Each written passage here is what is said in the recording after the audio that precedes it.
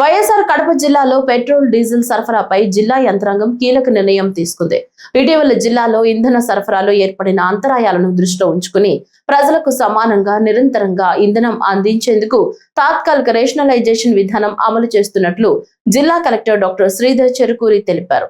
జిల్లాలో మొత్తం 242 పెట్రోల్ బంకులు ఉండగా 71 బంకుల్లో ఇంధన కొరత ఉన్నట్లు అధికారులు గుర్తించారు. ఈ పరిస్థితిని ఎదుర్కొనేందుకు కార్లు, చిన్న సరుకు వాహనాలకు గరిష్టంగా 30 లీటర్లు, ప్రైవేట్ బస్సులు మరియు లారీలకు 100 లీటర్లు, వరికోత యంత్రాలకు 80 లీటర్ల వరకు మాత్రమే డీజిల్ ఇవ్వనున్నారు. 3 చక్రాల ప్యాసింజర్ ఆటోలకు ఎలాంటి పరిమితి లేకుండా డీజిల్ అందించనున్నారు. అంబులెన్స్లు, ప్రజా రవాణా వాహనాలు, నీరు, పాలు ట్యాంకర్లు, గ్యాస్ సిలిండర్ సరఫరా వాహనాలకు నిరంతర ఇంధన సరఫరా కొనసాగుతుందని అధికారులు స్పష్టం చేశారు. బాటిల్స్, క్యాన్లు, డ్రమ్స్ లో ఇంధనం నింపడం పూర్తిగా నిషేధించామని, అక్రమ నిల్వలు, బ్లాక్ మార్కెట్ పై కఠిన చర్యలు తీసుకుంటామని హెచ్చరించారు.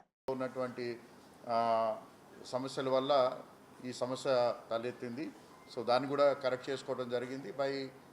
రేపు మధ్యాహ్నం కల్లా కూడా నార్మల్సీకి వస్తుందని చెప్పేసి అనుకుంటున్నాం. అలాగే పూర్తిగా మనకు కావాల్సినటువంటి క్వాంటిటీస్ కూడా అందుబాటులోకి వస్తాయి. మీన్ వైల్ మనం ఈ అందుబాటులో ఉన్నటువంటి ఏదైతే డీజిల్ కానీ పెట్రోల్ కానీ ఉందో దాన్ని హోర్డింగ్ చేయకుండా, అలాగే ఈ పానికీ బయింగ్ని ప్రివెంట్ చేయడం కోసం కొన్ని జిల్లా స్థాయిలో కొన్ని నిర్ణయాలు తీసుకోవడం జరిగింది. ఆ నిర్ణయాల ప్రకారము 3 వీలర్స్కి అన్నీ కూడా మనం వారికి ఎటువంటి రిస్ట్రిక్షన్ లేకుండా వెహికల్ వెళ్ళినప్పుడు వాళ్ళు they can have the full tank capacity. అదేవిధంగా మనకి 4 వీలర్సు, ముఖ్యంగా ఆటోలు, మన కార్లు కానివ్వండి, లేకపోతే వ్యాన్స్ కానివ్వండి, అటువంటి వాటన్నిటికీ కూడా 30 లీటర్స్ పర్ వెహికల్ చొప్పున మనం రేషన్ చేయడం జరిగింది. అలాగే పెద్ద వెహికల్స్ అంటే బస్సెస్ కానివ్వండి, లాంగ్ హాల్ ట్రక్స్ కానివ్వండి, వాళ్ళకి 50 లీటర్లకి మనం రిస్ట్రిక్ట్ చేశాము. అదేవిధంగా మన జిల్లాలో కేసీ కెనాల్ బెల్ట్లో, అలాగే బద్వేల్ ఏరియాలో మనకి వరి కోత ముమ్మరంగా సాగుతూ ఉంది.